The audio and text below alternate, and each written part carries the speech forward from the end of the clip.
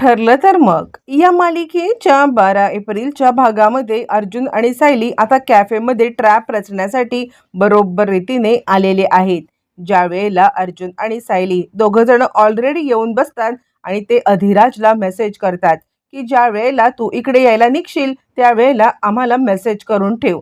असं म्हटल्यावर ते दोघं जण आता मात्र त्या कॅफेमध्ये अधिराजची आणि प्रियाची वाट बघत लपून छपून बसायला लागतात. तोपर्यंत प्रिया हे समोरचं दृश्य पाहते आणि प्रियाला कळतच नाहीये की हा किती श्रीमंत आहे आणि याच्याकडे जर कुणी नसेल तर मात्र याचं कुणीतरी बनून याची सगळी प्रॉपर्टी हडप करण्याची प्रिया आता स्वप्न बघायला लागते. आणि यावरती अधिराज आपल्या त्या ड्रायव्हरला सांगत असतो, हे बघा मला कोण आहे, मला खरं तर पैशाची काही कमतरता नाहीये, मुळातच या सगळ्यामध्ये मी आता एकटा, इतके पैसे काय करू, उधळून टाकली तरी संपत्ती संपणार नाहीये, तुम्हाला कधीही कसली गरज लागली तरी सुद्धा तुम्ही मला बिनधास्तपणे सांगू शकता. असं म्हणत अधिराजने त्यांना आता बरोबर रीतीने बोलून घेतलेलं असतं आणि प्रियाला ट्रॅपमध्ये अडकवलेलं असतं. प्रिया विचार करते, ह्याची संपत्ती घ्यायची असेल तर पहिलं मंगळसूत्र मला काढायला पाहिजे.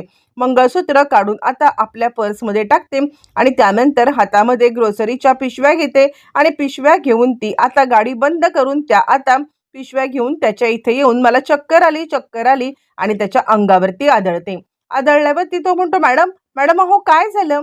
असं म्हटल्यावरती ती म्हणते, मी कुठे आहे. यावरती तो दार उघडतो, एसी लावतो आणि तिला फ्रंट सीटवरती बसवतो. अरे बाप रे, किती छान गाडी आहे. असं म्हणत प्रिया खूपच खुश झाले. इतक्या आलिशान गाडीमध्ये जर का कायमचं मला राहायला मिळालं तर आता अशीच बेशुद्ध राहायला सुद्धा मी तयार आहे. तितक्यात तो म्हणाला, मॅडम काय झालं तुम्हाला. यावरती ती म्हणते, मी कुठे आहे, सॉरी मला काही कळत नाहीये. यावरती अधिराज सांगायला आणि त्यानंतर तो सांगायला लागतो, तुम्ही समोरून येत होतात त्याच वेळेला अचानकपणे तुम्हाला चक्कर आली आणि तुम्ही माझ्या अंगावरती कोसळलात आणि म्हणूनच आता इकडे मी तुम्हाला इथे घेऊन आलेलो आहे. असं ज्या वेळेला मात्र आता तो म्हणायला लागतो त्यावरती ती म्हणते, सॉरी माफ करा हा मला, म्हणजे खरं तर मला याच्याबद्दल काहीच माहिती नव्हतं, मी तुमच्या अंगावरती पडले का, सॉरी. यावरती आता इकडे मला घरी जायला पाहिजे असं म्हणत ती आता उठायला लागते. ज्या वेळेला प्रिया आता उठायला लागते आणि त्याच वेळेला मग आता इकडे तो सांगायला लागतो, मॅडम पण तुम्हाला बरं वाटते ना. यावरती ती सांगते, हो मी प्रिया.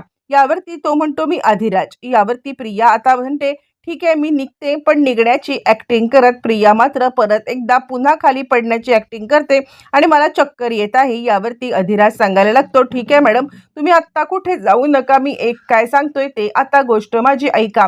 म्हणजे खरं सांगू का, तर आता इथे एक कॅफे आहे, थोडंसं काहीतरी खा, थोडं तुम्हाला बरं वाटेल, प्या थंडगार काहीतरी आणि त्यानंतर मग तुम्ही निघून जा. अशाच इथे गेलात तर रस्त्यात तुम्हाला काही चक्कर आली तर. असं म्हटल्यावरती प्रिया म्हणते, पण तुम्हाला त्रास. यावरती तो म्हणायला लागतो, नाही त्रास कशाला, खरं तर मी कोणत्या तरी पुण्यमान माणसाचा चेहरा पाहिला असेल म्हणून तुम्हाला मी आत्ता आज भेटलो. यावरती प्रिया म्हणते, अरे वा, म्हणजे हा तर माझ्यासोबत फ्लर्टिंग करतोय, माझ्यासाठी तर आता अजून काय पाहिजे. असं म्हणत प्रिया आता लगेचच त्याच्यासोबत जायला तयार होते.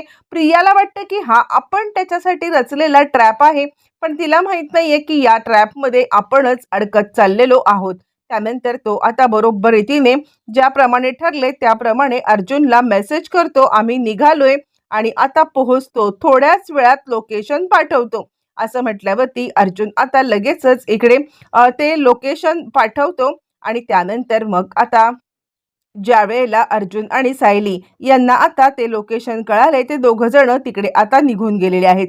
बरं तोपर्यंत इकडे आता हे दोघं जण त्याच कॅफेमध्ये यायला निघालेत. त्यावरती आता इकडे अर्जुन सांगायला लागतो, ते दोघं जण येत आहेत आता आपल्या ट्रॅपमध्ये, अधिराज नावाच्या ट्रॅपमध्ये प्रिया नावाची ही आता मुलगी बरोबर रीतीने अडकली आहे. काहीही झालं तरी सुद्धा आता आपल्याला या सगळ्यामध्ये प्रियाला अडकवणं खूप सोपं आणि त्यानंतर दोघं जण प्रिया आणि अधिराजची वाट पाहत बसतात.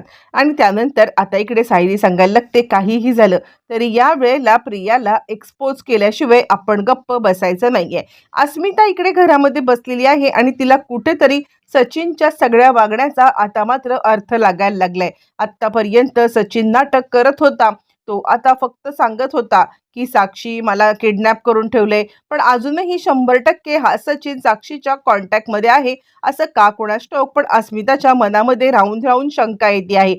पैशासाठी वागणारा सचिन, पैशासाठी भांडणारा सचिन, त्यानंतर कपाटातून पैसे पडल्यावरती आई-बाबांकडून पैसे घेण्याला सांगितलेला सचिन, हा सचिन आता या सगळ्यामध्ये इतका म्हणजे तिला आता डोक्यात गेलाय की आपण ज्याच्यावरती विश्वास ठेवतोय ते आता किती चुकीचं आहे, किती खरं आहे. आपण या सगळ्यामध्ये अडकत तर चाललेलो नाहीये ना.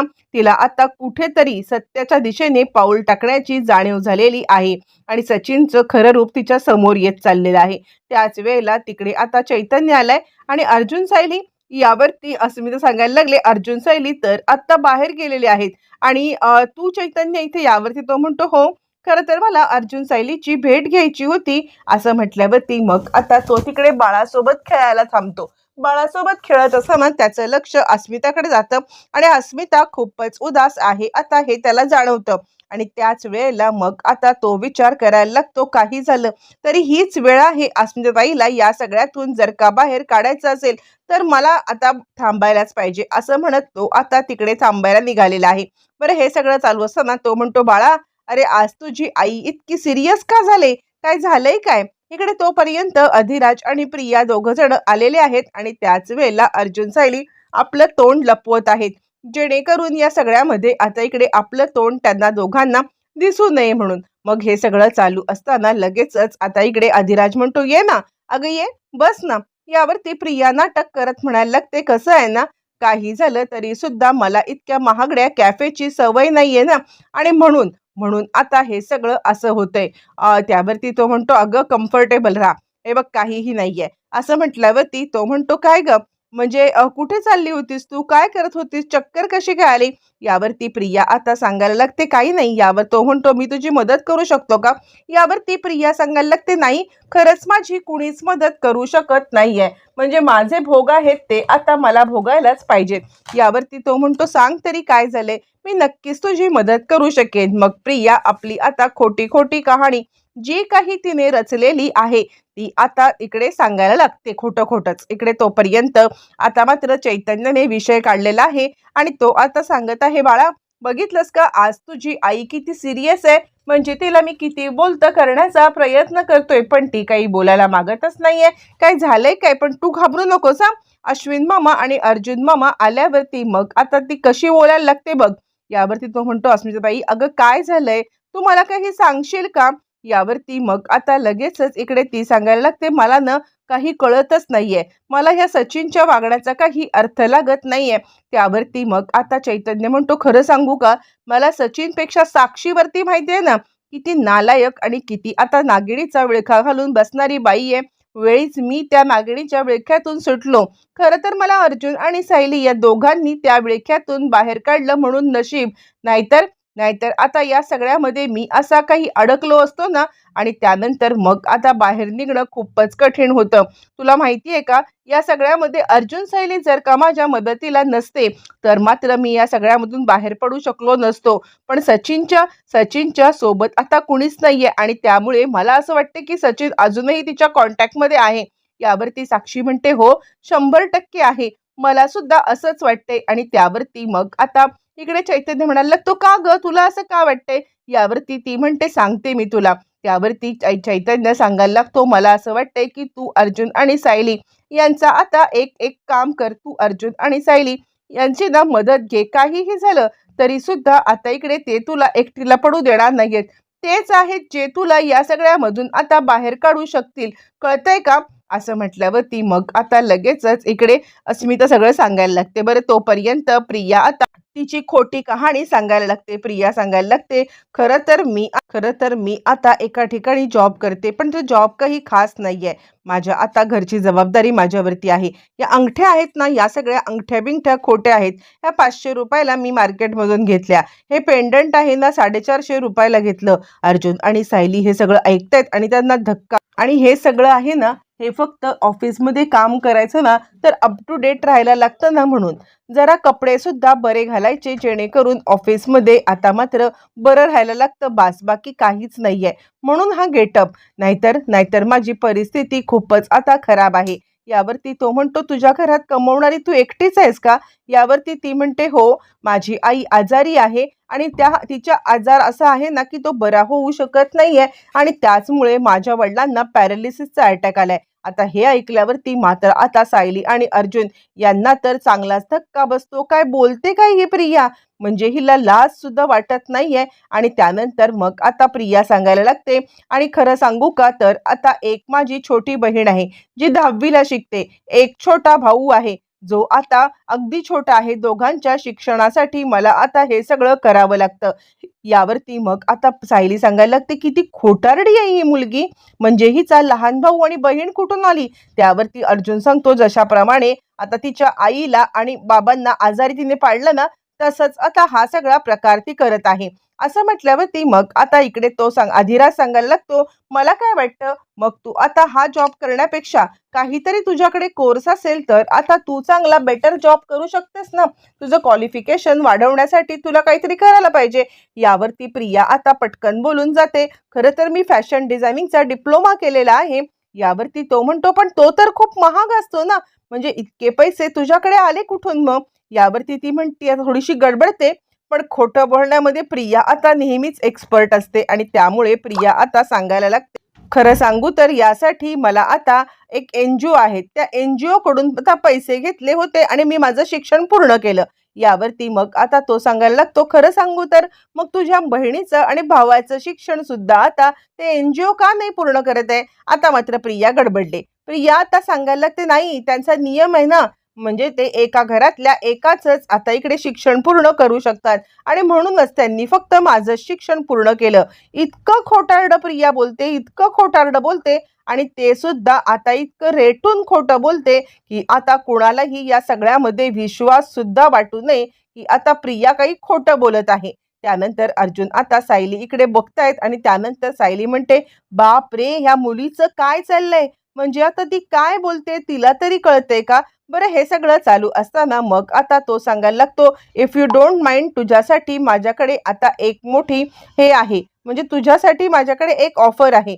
तू जर का तू आता फॅशन डिझायनिंगचा कोर्स केलास तर माझी एक फॅशन डिझायनिंगची फर्म आहे आणि त्या फर्ममध्ये नक्कीच मी तुला आता हेड म्हणून जॉईन करू शकतो. तुला जो काही क्लर्क म्हणून पगार मिळतो ना, त्याच्या चौपट पगार मी तुला द्यायला तयार आहे. हां, फक्त तू या ऑफरचा लाभ घ्यायला पाहिजेस. यावरती प्रिया म्हणते, खरंच? खरंच तुम्ही माझ्यासाठी हे सगळं कराल का? खरंच तुम्ही मला जॉब द्याल का? यावरती तो म्हणतो, हो, तुझी तयारी असेल तर नक्कीच देईन. असं म्हटल्यावरती प्रिया आता त्याचा हात काय धरते आणि स्वतः आता इतके मॅरिड आहे, आपण मंगळसूत्र काढून आलोय याची लाज न बाळगता प्रिया आता या सगळ्यामध्ये त्याचा हात धरते. जे बघून खरं तर अर्जुन आणि सायली यांना ऑकवर्ड होतं.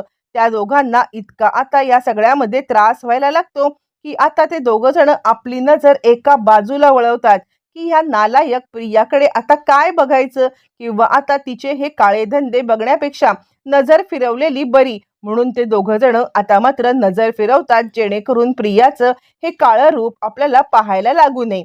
बरं, हे सगळं चालू असताना मग आता त्याला सुद्धा इतकं ऑकवर्ड होतं अधिराजला की तो सुद्धा आपली नजर एका बाजूला वळवतो.